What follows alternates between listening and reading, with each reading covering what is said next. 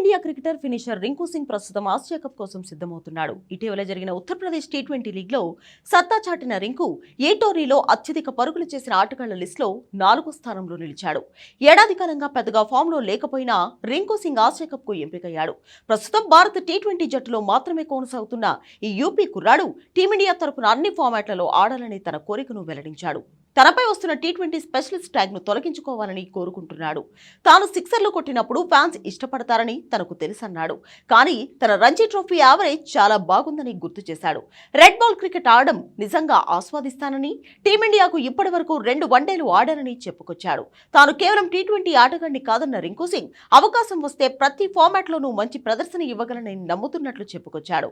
ఒక format ఆటగాడిగానే tag చేయబడ్డం తనకు ఇష్టం లేదని అన్నాడు. రింకు సింగ్ ఇప్పటి వరకు 50 ఫస్ట్ క్లాస్ మ్యాచ్ల్లో 3336 పరుగులు చేశాడు.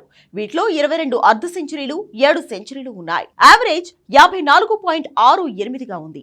భవిష్యత్తులో ఇండియా తరఫున టెస్ట్ క్రికెట్ ఆడాలనేది తన కలగా చెప్పిన రింకు అవకాశం వచ్చినప్పుడల్లా నిరూపించుకోవడానికి తాను సిద్ధంగా ఉన్నట్లు వెల్లడించాడు. టెస్ట్ ఆశయాలు ఉన్నప్పటికీ రింకు సుదీర్ఘ ఫార్మాట్లో మరికొంతకాలం వేచి చూడక తప్పదు.